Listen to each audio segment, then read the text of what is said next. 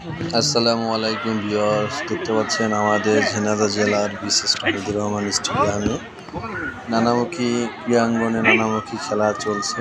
Practice, এটা হচ্ছে কারাতি practice করছে অল্প বয়সী বাচ্চারা। এখান থেকে প্রতিদিন বিকালে কারাতি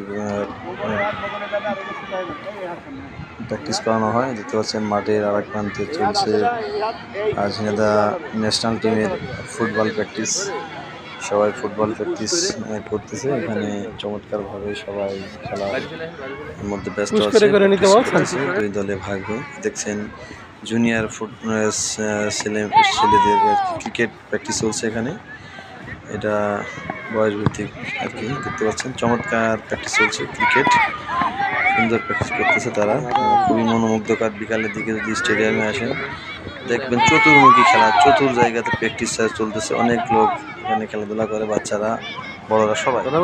তো সময় পেলে আসবেন স্টেডিয়াম। ধন্যবাদ।